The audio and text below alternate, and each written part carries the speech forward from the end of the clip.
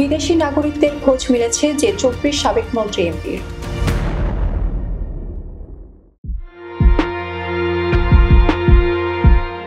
সাবেক সংসদ সদস্যদের বিদেশি নাগরিকদের অনুসন্ধান শুরু করেছে অন্তর্বর্তী সরকার। ক্ষমতাচ্যুত আওয়ামী লীগ সরকারের সময়কার এমপি মন্ত্রীদের কাদের বিদেশি নাগরিকত্ব বা রেসিডেন্স কার্ড রয়েছে তা জানতে স্বরাষ্ট্র মন্ত্রণালয় থেকে পররাষ্ট্র মন্ত্রণালয়কে চিঠি দেওয়া হয়েছে। আওয়ামী লীগ সরকারের সময় দশম, একাদশ ও দ্বাদশ জাতীয় সংসদ নির্বাচনে বিভিন্ন মেয়াদে মন্ত্রী, উপদেষ্টা ও এমপি ছিলেন এমন 24 জনের দ্বৈত নাগরিকত্ব এবং কারো কারো গ্রিন কার্ড থাকার বিষয়ে সুনির্দিষ্ট তথ্য পেয়েছে দুর্নীতি দমন কমিশন দুদক।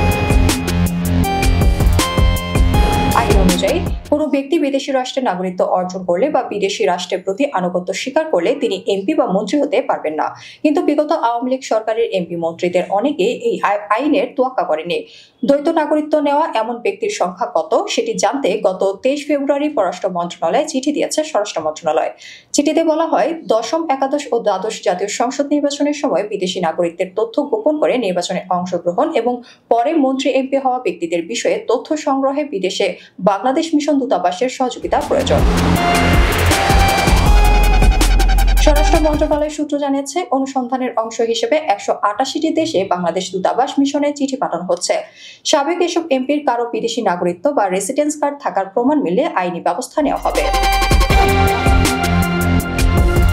সংশ্লিষ্ট সূত্র জানায়, ক্ষমতাচ্যুত সাবেক প্রধানমন্ত্রী শেখ হাসিনার উপদেষ্টা সালমান এফ রহমান গোপনে সাইপ্রাসের নাগরিকত্ব নিয়েছেন। সাবেক পররাষ্ট্রমন্ত্রী হাসান মাহমুদের বেলজিয়ামের রেসিডেন্ট কার্ড রয়েছে। সাবেক অর্থমন্ত্রী আহম মোস্তফা কামাল যুক্তরাজ্যের নাগরিক। সাবেক দুই প্রতিমন্ত্রী নসরুল হামিদ ও জুনাইদ আহমেদ পলক সহ আরো কয়েকজন নেতার বিদেশি নাগরিকত্ব এবং যুক্তরাষ্ট্রের গ্রিন কার্ড থাকার প্রমাণ পাওয়া গেছে।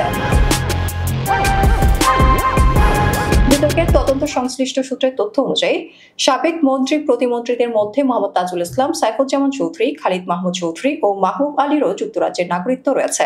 সাবেক সংসদ সদস্য আব্দুস সোবাহান আইন শৃঙ্খলা রক্ষাকারী বাহিনীর অভিযানে গ্রেপ্তারের পর এখন কারাগারে। বিগত আওয়ামী লীগ সরকার দেশ পরিচালনা করার ক্ষেত্রে আইন কানুন, বিধিবিধান ও নৈতিকতার তোয়াক্কা করত না বলে উল্লেখ করেছেন সুশাসনের জন্য নাগরিকের সম্পাদক বদিউল আলম মজুমদার। তিনি বলেন, খুন, গুম ও ভিন্ন মতকে দমনের পাশাপাশি দ্বৈত নাগরিকত্ব থাকা ব্যক্তিদের দলীয় মনোনয়ন দিয়ে মন্ত্রী, এমপি করার দায়ও আওয়ামী লীগের শীর্ষ নেতৃত্বকে নিতে হবে। পাশাপাশি বিগত নির্বাচন কমিশনগুলোকেও এ বিষয়ে জবাবদিহি করতে হবে। তিনি বলেন, পুরো নির্বাচন ব্যবস্থাকে ধ্বংস করে দিয়েছে বিগত আওয়ামী লীগ সরকার, অবশ্যই এর বিচার হতে হবে। দুদকের অনুসন্ধানে কানাডার নাগরিকত্ব রয়েছে এমন 6 জনের নাম পাওয়া গেছে। তাদের মধ্যে একজন সাবেক মন্ত্রী, অন্যরা সাবেক সংসদ সদস্য। এর মধ্যে রয়েছে আব্দুর রহমান, মাহবুবুল আলম হানিফ, আলাউদ্দিন আহমেদ চৌধুরী নাসিম, শামীম ওসমান, শফিকুল ইসলাম শিমুল ও হাবিব হাসান। এখন সরকার তাদের বিরুদ্ধে আইনি ব্যবস্থা নেওয়ার প্রস্তুতি নিচ্ছে। স্বরাষ্ট্র মন্ত্রণালয়ের কর্মকর্তারা বলছেন, বাংলাদেশের কোন নাগরিক বিদেশি নাগরিকত্ব নিতেই পারেন। বিদেশি নাগরিকত্ব নিলেও বাংলাদেশের নাগরিকত্ব বহাল থাকে। তবে সরকারি চাকরি, সংসদ সদস্য হতে গেলে বিদেশি নাগরিকত্ব থাকা চলবে না।